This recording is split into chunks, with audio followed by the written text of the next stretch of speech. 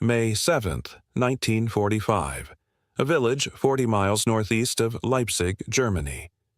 The war ended that morning, but for Margaret Fisher, kneeling in the ruins of her family's bakery, the silence felt more dangerous than the bombs. Her hands moved through broken brick and ash, searching for grain. Anything. Her fingers trembled, not from cold, but from weakness. She weighed 78 pounds. Before you continue, hit that like button and let us know in the comments where you're watching from. Your engagement helps us bring these forgotten stories to light, and we read every single comment. If you appreciate history told with the depth it deserves, subscribe and share this with someone who values the truth behind the headlines. When the American Jeep rolled into the square, dust rising like smoke behind its wheels, she expected nothing. Liberation meant chaos. Freedom meant starvation. Then a sergeant stepped out, tall, weathered, farm-bred, and looked at her for a long moment. What he said next would chart a course across an ocean, across a decade, across the invisible border between enemy and family. But in that moment, watching her dig through rubble with bare hands, he realized something that would haunt American occupation policy for years. The war had destroyed more than armies.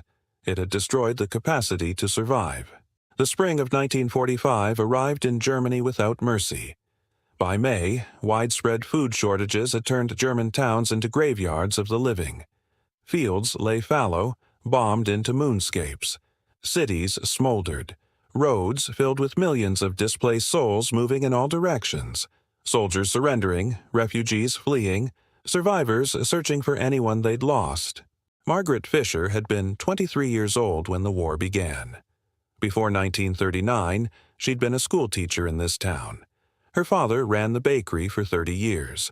Her mother taught piano in their parlor overlooking the Elbe. Her younger brother Klaus was conscripted in 1943 and died at Stalingrad, one of the 850,000 German soldiers who never returned from that frozen hell. By April 1945, the town had become a ghost. The bakery had been requisitioned by the Wehrmacht in 1944, then bombed by Allied aircraft in February. Her father died of a heart attack in the cellar during that raid. Her mother simply stopped eating afterward, fading through March like a photograph left in the sun. Margaret found herself alone in a town that no longer existed, surrounded by rubble and the constant thunder of artillery growing closer. The Americans arrived on April 25th, Elbe Day. The 69th Infantry Division, 3rd Army, had pushed east from the Rhine through some of the war's final desperate fighting. By the time they reached the Elbe River and linked up with Soviet forces, everyone knew Germany had lost. What remained was occupation. Margaret had hidden in the bakery cellar for 3 days after the Americans came. Not from fear of violence. She'd heard the propaganda about American savagery, but exhaustion mattered more than fear now. She had nothing left. No family, no home, no food. The cellar walls still smelled of flour and yeast, phantom scents from another lifetime. She survived on rainwater collected in a tin bucket and 3 potatoes she'd buried in ash. On the 4th day, she climbed the cellar stairs. The sunlight blinded her. The square was unrecognizable. Rubble had been pushed to the sides. American trucks lined the street. Soldiers moved with purpose, setting up tents, unloading supplies, the sharp foreign sound of their voices filling the air. She stood there, swaying slightly. Her dress hung on her like fabric on wire.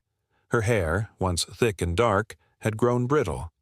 When she caught her reflection in a broken window, she saw a stranger, hollow-eyed, gray, already half gone. That's when Sergeant William James Barker saw her, 31 years old, from a small farm outside Tulsa, Oklahoma. He'd landed at Utah Beach 11 months earlier and fought across France, through the Ardennes, across the Rhine. He'd seen towns like this before, dozens of them, bombed and burned and emptied of life. But something about the woman in the square stopped him. She was kneeling in the rubble, digging with her bare hands. Not frantically, methodically, like she was performing a ritual she'd performed 100 times before. Her movements were slow, careful. He watched her for a full minute before walking over. "What are you looking for?" he asked in English. She looked up. Her eyes were pale blue, startling in her thin face. She didn't understand the words, but she understood the tone. She held up a handful of dust and grain mixed together, showed it to him, then let it fall through her fingers like sand. William understood immediately. He'd grown up on a farm during the Dust Bowl. He knew what real hunger looked like, the kind that turns people into ghosts before they die. He reached into his jacket and pulled out a D-ration chocolate bar. Standard issue. 4 ounces of compressed chocolate, oats, and skim milk powder, designed to withstand high temperatures and, according to most soldiers, taste only slightly better than a boiled potato. He held it out to her. Margaret stared at the chocolate. She had not seen real food in weeks. Rations in occupied Germany had fallen to near starvation levels. The Allies provided basic distribution, but supplies were chaotic and thousands of civilians fell through the cracks. But her hands remained at her sides. This had to be a trick. German propaganda had spent years warning them. Why would a soldier give her food? William knelt down beside her in the rubble. He unwrapped the chocolate, broke off a piece, and ate it himself. "See?" he said. "Safe." Then he held out the rest. Her hand moved without conscious thought. She took the chocolate. It felt heavy, substantial, real. She brought it to her mouth. The first taste made her eyes close. Sweetness, richness, calories. Her body awakened with desperate hunger. She forced herself to chew slowly, but her hands shook so badly she nearly dropped it. William watched her eat. He had 2 more rations in his pack. He gave her both. Then he stood, said something in English she didn't understand, and walked back to his jeep. She watched him go, still holding the wrapper, not quite believing what had happened. That evening, in the temporary mess tent, William told his friend Corporal Daniel Reeves about the woman in the square. Danny had grown up in Brooklyn, survived Normandy and the Bulge, grown cynical about most things but practical about survival. "You gave her your rations," Danny said. It wasn't a question. She was starving. They're all starving. You can't feed the whole country. William knew that. Statistics documented progressive weight losses of 13 to 15% among German adults through 1945.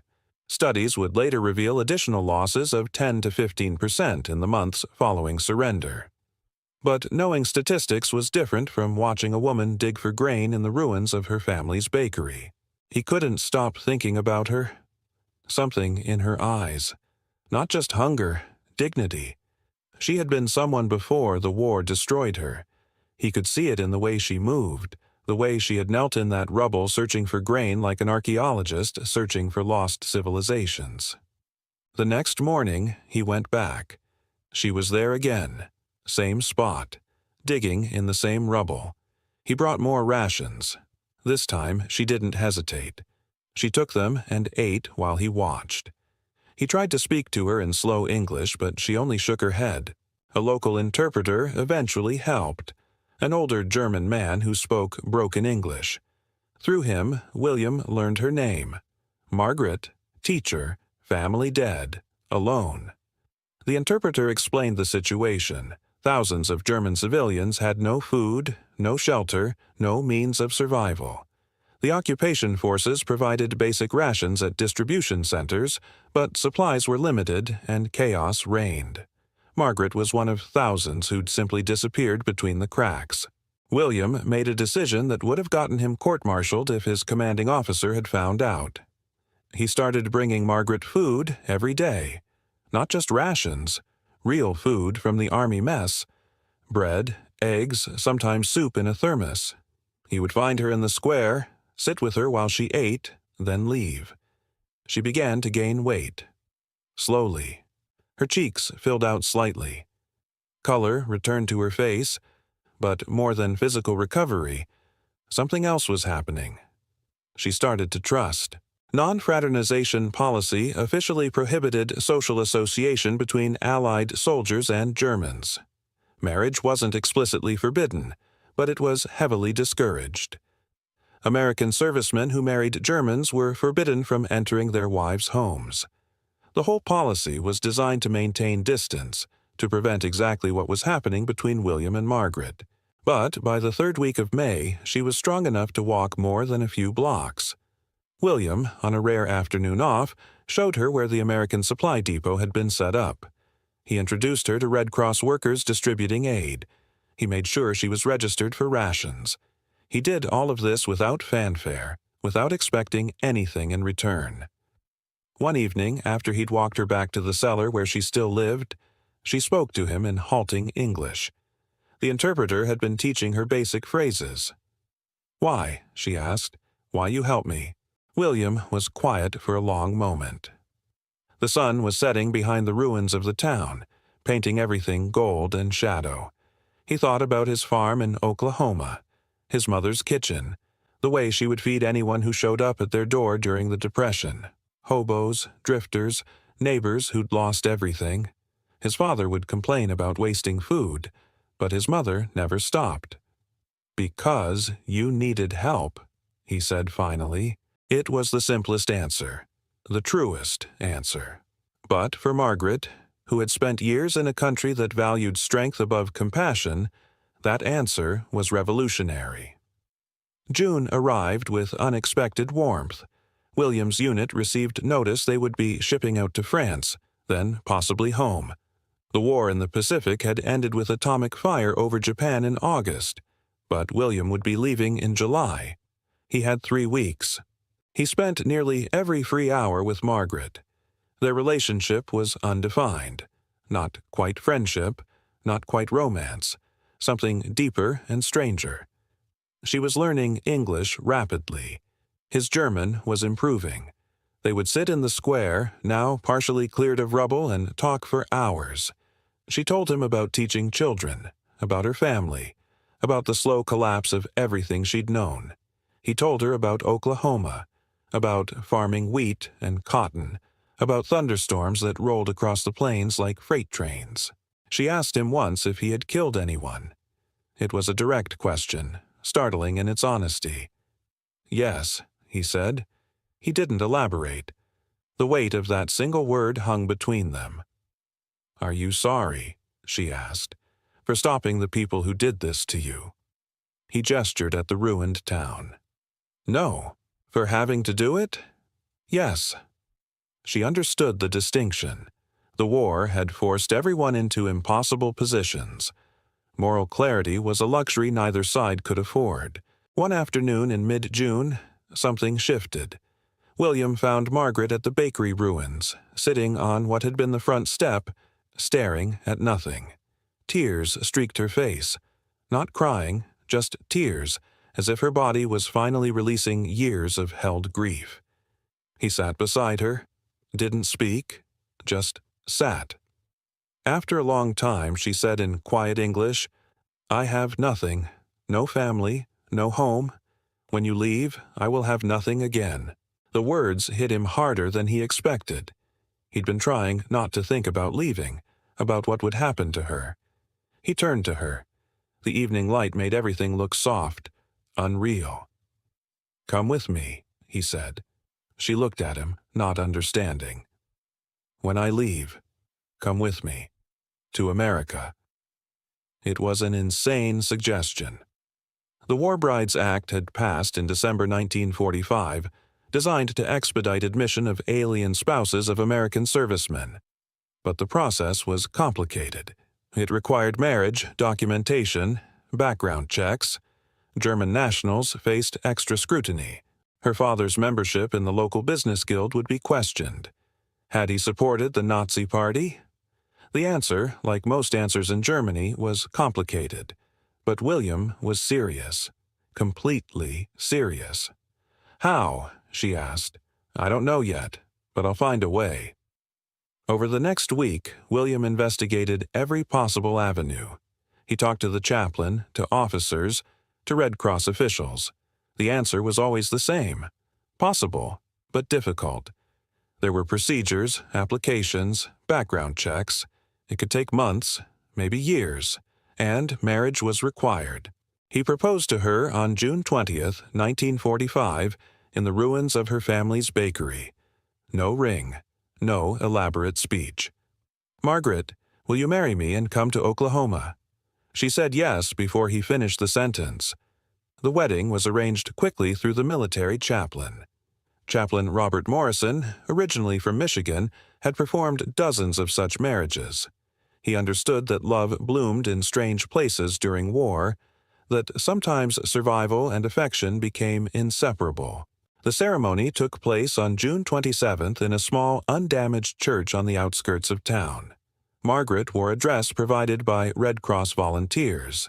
William wore his dress uniform. The witnesses were Corporal Danny Reeves and the interpreter who had facilitated their first real conversation. The chaplain spoke in English, then German, then English again. "Do you, William James Barker, take this woman?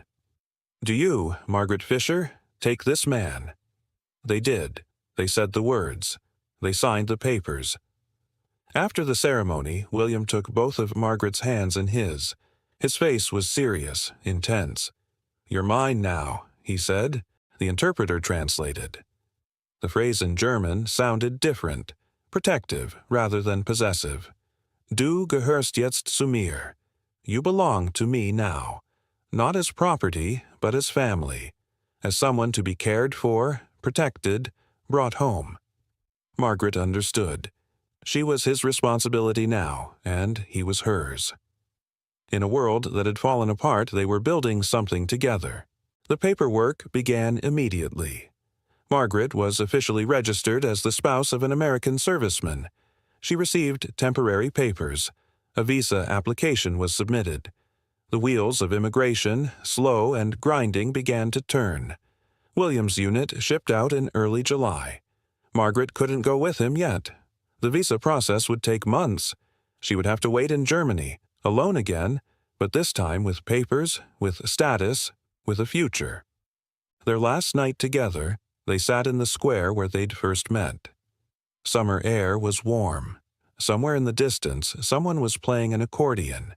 Rebuilding had progressed. Some buildings had been partially repaired. Life was returning. Slowly, painfully, but undeniably. "I will send for you," William said, "as soon as the papers clear, as soon as you can travel." "I will wait," Margaret said.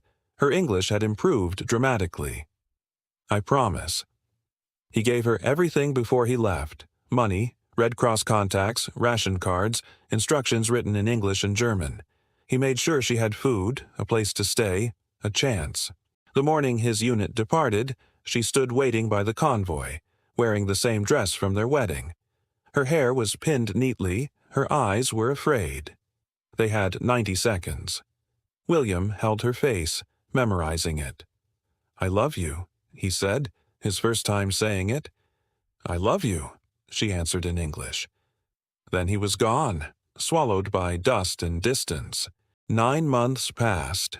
Margaret lived in the boarding house he arranged, translating for the American Occupation Administration. She wrote to him weekly, letters full of hope and struggle, dreams of Oklahoma. His replies came slowly, describing wheat fields, red dirt, and his mother's kitchen with gingham curtains. The visa process dragged through endless forms and questions. Her father's ties to the Nazi Guild were scrutinized. She told the truth, he'd complied to survive, but paper could not show the difference between compliance and belief. In February 1946, the letter arrived. Visa approved. Bremerhaven, then New York, then Oklahoma. She wept, relief and terror mingling. Leaving meant freedom, but also farewell. She visited the ruined bakery one last time. Spring pressed through the rubble. Kneeling where he'd found her, she whispered, "Goodbye, Papa, Mama, Klaus. I'm going to America now. I'm going to live." 12 days across the Atlantic. She was sick but grateful. New York rose through fog, the Statue of Liberty gleaming like promise. Ellis Island stamped her papers. Mrs. William Barker, permanent resident. William met her in Tulsa on March 15th. He looked thinner, older, but when he saw her, His face broke into the same boyish smile. They stood on the platform, silent, then fell into each other's arms.